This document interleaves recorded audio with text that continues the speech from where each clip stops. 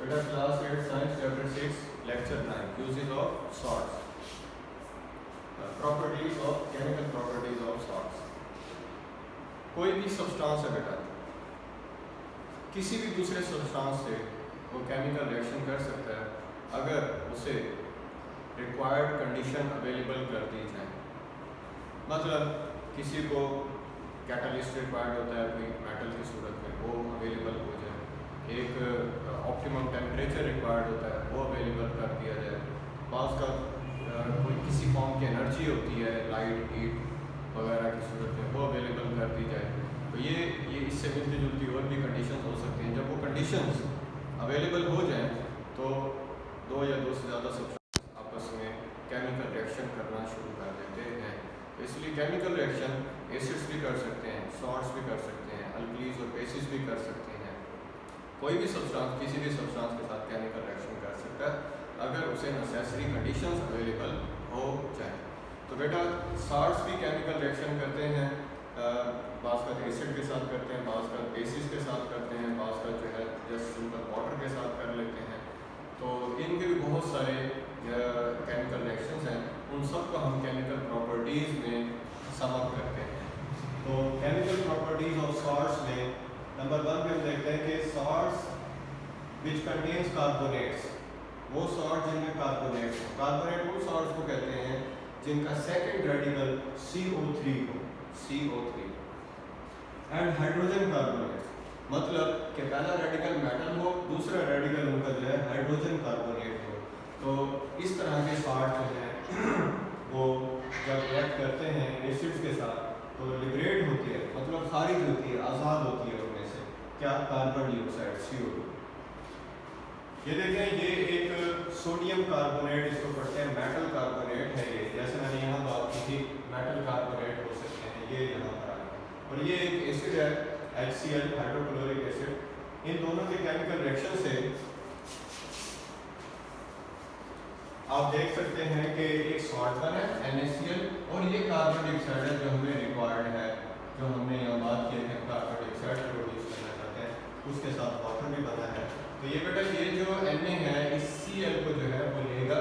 आप देख सकते हैं Na के नीचे भी 2 लिखा और Cl के स्टार्ट में भी 2 लिखा, मतलब कि सोडियम के भी 2 एटम है, क्लोरीन के भी 2, इसलिए 2NaCl बन जाएगा। ये 2 Na को भी 2 कर रहा है, Cl को भी 2 कर रहा है। उसके बाद हमारे पास बच गया CO3, इसमें से O3 में से A को हम H2 को देंगे तो H2O बन जाएगा, और CO3 में से A को जब निकल गया बाकी CO2 बच गया, ये वो CO2 है जो कार्बन डाइऑक्साइड है जिसकी हमने यहाँ पर बात की।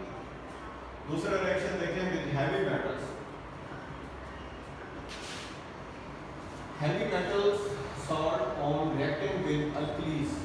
हैवी मेटल सॉल्ट जब अल्कलीज के साथ रिएक्ट करते हैं produce precipitate of heavy metal hydroxide. Heavy metal hydroxide का प्रेसिपिटेट बनता है। प्रेसिपिटेट बेटा आप यूँ समझ लें कि जब दो लिक्विड्स हों उनको आपस में मिक्स किया जाए और वो मिक्स होते ही केमिकल रिएक्शन करें और उनके केमिकल रिएक्शन के नतीजे में सॉलिड पार्टिकल वजूद में है और वो पार्टिकल नीचे बैठना शुरू हो जाए, तो उन सॉलिड पार्टिकल को, उस सॉल्ट जो बना है जिसके पार्टिकल बने हैं, उसको हम प्रेसिपिटेट होना कहते हैं। ये प्रेसिपिटेट। ये बेटा देखें हैवी मेटल सॉल्ट है FeCl3 फेरिक क्लोराइड, और ये एक अल्कली है NaOH, इसके हमने 3 मॉलिक्यूल लिए हैं। तो इसके केमिकल रिएक्शन में ये Cl इस Na के साथ जाएगा। आप देखते हैं Na भी 3 है, Cl भी 3 है, तो 3NaCl बन जाएगा। और उसके बाद ये 3 इस OH को भी 3 बना रहा है, तो Fe के साथ ये तीनों OH, ये वाले 3, ये मैं बता रहा हूँ, ये 3 यहाँ इसको OH को 3 करना है, ये इस Cl के Fe के साथ चले जाएंगे तो FeOH का। ये है मेटल हाइड्रोक्साइड, यहाँ बात हमने की थी हैवी मेटल हाइड्रोक्साइड। ये है मेटल हैवी मेटल का हाइड्रोक्साइड, यानी आयरन हाइड्रोक्साइड, फेरिक हाइड्रोक्साइड कह सकते हैं। इसका प्रेसिपिटेट बनेगा और वो सेटल डाउन हो जाएगा, जो आपको रिएक्टिव मिक्सचर में नीचे बैठा हुआ दिखाई दे। उर्दू में से रसूब कहते हैं, रसूब। एनीहाउ सॉल्ट जब वाटर के साथ रिएक्ट करते हैं, देखिए हमने पीछे न्यूट्रलाइजेशन में पढ़ा था कि एसिड अल्कली के साथ यानी बेस के साथ रिएक्ट करके वाटर एंड सॉल्ट बनाता है। अब इसका रिवर्स ये है कि वाटर और सॉल्ट जब रिएक्ट करते हैं तो दोबारा एसिड और बेस बनता है। उसको न्यूट्रलाइजेशन रिएक्शन कहते थे, इसको हाइड्रोलिसिस हाइड्रोलिसिस कहते हैं कि उसमें हाइड्रोजन वाटर जो है वो हाइड्रोजन और हाइड्रोजन आयन और हाइड्रोक्साइड आयन में कन्वर्ट हो रहा है। ये देखें H2O अगर ब्रेकअप होगा इसका तो एक इसके अंदर हाइड्रोजन आयन बनेगा, दूसरा इसके अंदर हाइड्रोक्साइड आयन बनेंगे। आपने पढ़ा होगा कि ये वो आयन है जो एसिड के अंदर होता है और ये वो आयन है जो बेस में होता है। तो जब वाटर ब्रेकअप होगा तो वापस अपने इन दो आयंस में कन्वर्ट होगा। ये आयन जिस मेटल के साथ जाकर मिलेगा वहाँ पर उसको एसिड में कन्वर्ट करेगा, ये जिस मेटल के साथ जाकर मिलेगा वो उसको बेस बनाएगा, अल्कीली बनाएगा।